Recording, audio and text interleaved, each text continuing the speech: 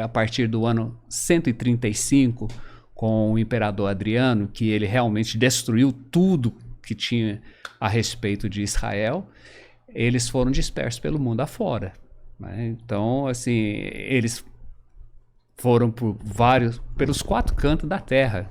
Não, mas aí agora eu preciso que você me atualiza aí, que eu me perdi. Israel não é um estado novo, criado recente? É por isso que eu disse... Ali não era tudo Palestina, ali naquele local? É por aí que eu falei que nós precisamos realmente voltarmos na história, né? Então, mentaliza. E aqui, ó, eu quero aqui presentear vocês com esse livro. Legal, Israel, obrigado. Né? E lindo livro, capa bonita, bem bacana mesmo. Esse livro é isso que você vai falar pra gente, é a história de Israel aqui. Isso. A gente procura, de uma maneira bem compactada, contar sobre a história de Israel, como Israel nasceu, como eles viraram um povo, viraram uma família, um povo, uma tribo e depois uma nação. Como tudo isso aconteceu, né? Então, no livro, a gente procura contar essa história de uma maneira bem compactada para despertar a curiosidade das pessoas justamente para isso, para compreender. Israel não foi criado pela ONU, então? Não, nunca foi. Muito pelo contrário. Foi uma colonização da Inglaterra ali, ó, vamos montar aqui na Palestina, nessa terra aqui que não é de ninguém, essa terra vai ser dos judeus agora. Muito pelo contrário, a terra sempre foi deles, né? Então eles estavam retornando. Então aí nós temos uma história lindíssima. E, inclusive, dentro do livro, a gente procura esclarecer essa questão palestina, a palavra, né? De onde que ela nasceu, como é que surgiu. Me conta, vamos começar por onde? Eu tô curioso, tô curioso. Então, se Israel já existia, o que era o Israel nessa época? De onde? Não, vamos lá rapidinho. Vamos lá rapidinho na história. Isso é história, isso não é conto de religião. Você pode ir lá nos livros, estão lá no livro, você vai encontrar isso na arqueologia, né? Então, nós temos os 3 patriarcas de Israel, que o primeiro dele é Abraão, que ele era um cidadão da cidade de Ur, na Mesopotâmia. E Ur não era, assim, um lugarzinho, não. Ur dos caldeus, se hoje você for na Inglaterra, inclusive vocês são convidados meus, né? Quiserem ir para lá, estão lá, pode ficar lá junto comigo. Tá bem, mano? Que isso? Vamos acabar aqui? Vamos continuar? Tá tudo certo? Tá bem, vamos lá. Que isso? Toma devagar, tá? É água que você tá tomando? Desculpa, viu, Xavier? Perdão, é isso mesmo.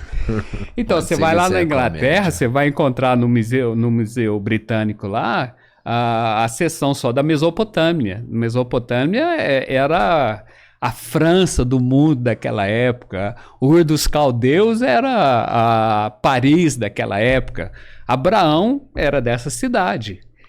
Ele era da cidade de Ur dos caldeus. Onde ficava Ur no mapa hoje? Me atualiza. Um pedaço ali assim do rio Eufrates, um pedaço do Iraque, aquela parte ali. Certo.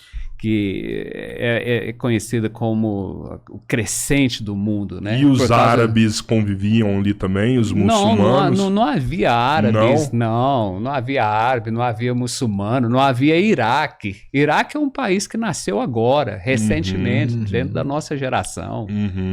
Então, quando ele saiu, isso nós estamos contando uma história de quase 4.000 anos atrás. Porque eles falam que o berço da civilização ali no Egito ali eram os mouros, né? Que eles são descendentes que depois vieram os árabes, os muçulmanos, né? Eles estavam ali há muito tempo, é que eu já ouvi falar isso. Não. Nós temos uma história daquela época, nós estamos falando de quase 4.000 anos atrás, onde o que se tinha de comércio, o que se tinha de coisa grande era a área ali do Egito, né? Sim. E na outra parte ali que nós temos, que é a Mesopotâmia. Então, havia um caminho que era circulado entre esses 2 lugares, que era justamente a passagem ali por essa terra que hoje é chamada de Israel. Sim. Né? Então aquilo ali era uma passagem. E naquele lugar havia só cidades com seus reis que dominavam, que eram vilas, né? E eram chamados de o povo cananeu, jebuseus, havia vários outros tipos de povos naquela região. Não era um tipo de povo só, não era árabe, não era muçulmano, não era nada disso. Que inclusive quando você fala de muçulmano, muçulmano nada mais é do que aquele que pratica o islamismo. Sim. Exato. Então, Islã é a religião, muçulmano é a pessoa. E o islamismo, ele não tem 700 anos que ele foi criado. Então, assim, dentro da história que a gente tem que colocar todas as coisas no devido lugar. Então, quando Abraão veio em peregrinação e ele acabou chegando ali naquela terra, numa cidade que hoje, né, ela é chamada lá pelos palestinos de Nablus, mas dentro da Bíblia ela se chama Sicar, e os estudiosos chamam ela de Siquém. Era realmente uma cidade de entroncamento dessas vias de passagem de comércios e tudo, né? Sim. Mas era uma cidade de cananeus. Tem nada a ver com ninguém. Você pode ir em qualquer museu, você vai ver que essa cidade que hoje trocaram o nome para Nablus é uma cidade de cananeus, naquela época. E Abraão chegou bem ali. Ali Abraão comprou terra, se instalou, começou... Então, depois teve seu filho primogênito com a esposa Sara, que é Isaac. De Isaac nasceu Jacó, e esses são os 3 patriarcas de Israel, que é Abraão, Isaac e Jacó. E de Jacó nasceu 12 filhos, que formaram, então, a tribo de Israel. E eles cresceram, né, viraram uma multidão de pessoas, viraram uma tribo mesmo grande. Mas já tinha o nome de Israel já? Ele foi trocado, o nome dele foi trocado de Jacó para Israel. Tá. Era o nome dele, que é na 3ª geração, né, que veio Abraão, Isaac e Jacó. E aí Jacó, que foi trocado o nome para Israel, que significa príncipe de Deus, ou aquele que lutou com Deus. E ali, então, começou ele, né, com seus 12 filhos, as 12 tribos de Israel, e houve uma fome muito grande naquela região, que eles acabaram migrando para o Egito. Porque um dos filhos dele, que se chama José, foi vendido como escravo para o Egito, pela inveja dos próprios irmãos, e José cresceu e virou um dos grandes lá dentro do Egito, que se tornou o braço direito de Faraó. Essa história é conhecida da época de fome, o que se estendeu de fome foram 7 anos de fome na região, que foi então que a tribo de Jacó foi para lá, por causa de José estava estabelecido ali, e ali eles ficaram por 400 anos. Pô, cresceram. Várias gerações, né? Várias gerações. Levando em consideração que na época aí talvez uma geração durasse aí 50 anos, alguma coisa menos, tipo. né? Talvez até menos, né? E então eles viraram um povo grande. Disso aí foram, acho que o total de judeus no mundo já somou 16 milhões de judeus. Chegou nesse momento que ainda não se recuperaram do verdadeiro genocídio que aconteceu no Holocausto. Se as pessoas falam em genocídio, né? Quem sofreu realmente um genocídio dentro inclusive da nossa geração, foi os judeus, que não conseguiram ainda se recuperarem. Hoje eu acho que o número de judeus no mundo não, de 14, beirando os 15. 15 milhões? Pô, eu já ouvi falar que é 2 milhões, alguma coisa assim. Não. Eu ouvi menos, mas se não me engano, alguma coisa perto de 12. Bom, 8 milhões. Mas... 8 milhões é hoje em Israel. 8 milhões de judeus. Isso. E aí depois nós temos as populações grandes, né, esparramadas pelo mundo, que a maior delas hoje está nos Estados Unidos. É muito pouco se a gente for pensar. Pouco, brasileiro. cara. A gente tem 200 milhões de brasileiros aqui, né? E uma raça que, teoricamente, começa a existir muito depois deles, né? Sim. Você entende? O tempo deles histórico era para ser muito maior a muito população. maior. E hoje, basicamente, né, eles ainda não conseguiram se recuperar do genocídio que aconteceu no Holocausto. Então, partindo desses 400 anos, aí nós conhecemos bem a história, principalmente por causa do cristianismo, que pega a Bíblia e leva hoje para o mundo inteiro, né? Aí nós temos, então, uma história de Moisés, que foi o grande herói, né, que retirou eles do Egito e conduziu eles nessa jornada de volta para a terra que, inclusive, os patriarcas haviam comprado. Isso está registrado. Abraão comprou terra naqueles lugares. Era a terra deles. Por exemplo, hoje, a cidade de Hebrom, que é hoje onde tem o túmulo de Abraão e Sara e dos patriarcas. Aquela terra lá foi comprada por Abraão. Tem registro disso. Documento mostrando. Ele recomprou a terra porque já era deles. Eles saíram, foram pro Egito. Vamos voltar. Vamos, tem que comprar. Eles recompraram a terra. Não, e aí comprando terra.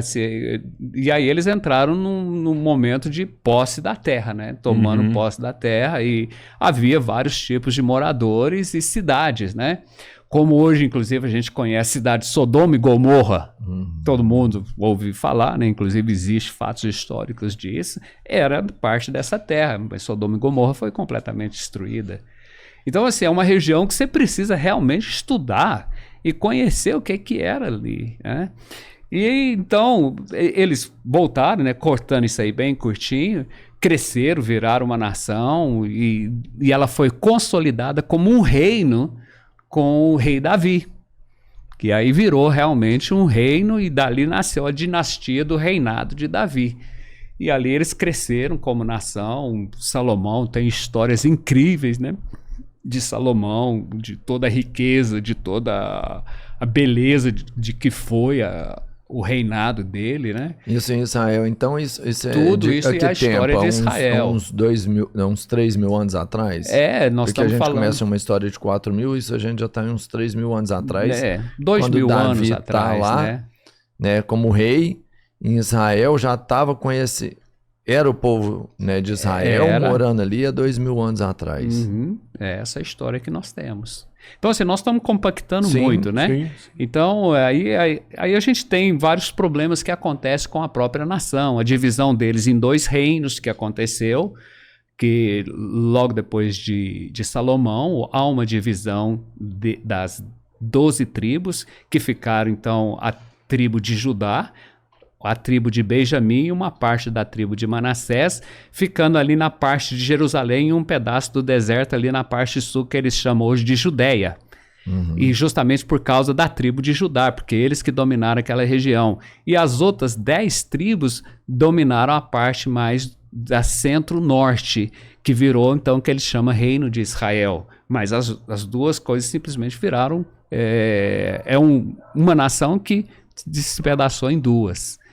E ali, então, nós temos uma história que vai e caminha até os dias de Jesus, né? E a gente tem a invasão depois dos assírios, dos gregos, e depois dos romanos, e vem destruição em cima de destruição, os gregos perseguição. Acabaram com muito da história que tinha lá, né? Porque eles chegavam e colocavam a história deles, né? Uma das coisas que os gregos faziam era isso, né? Mas eles não era só conquista de território, era implementar também a cultura deles. Mas a verdade é que nenhum deles conseguiram fazer isso em Israel. Nenhum desses impérios. Nem os últimos impérios agora, que foi o Império Romano, conseguiram estabelecer nada naquela terra. Por que você acha que não? Que não acontece isso? Eu penso assim, por causa daquilo que a Bíblia fala. São promessas, são escritos e é algo que Deus estabeleceu eles como nação e como um povo com um propósito específico. E a própria história tem nos contado isso. Você acha que Israel nunca vai cair porque é propósito de Deus?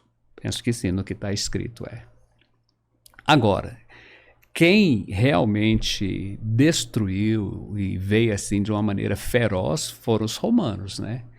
Porque os romanos chegaram, dominaram, fizeram o que fizeram e depois, na sua grande loucura, o imperador Titus, nos anos 70, chega, põe fogo no templo, destrói aquilo ali tudo. E, inclusive, assim, existe hoje coisas, relatos tremendos através da arte, né?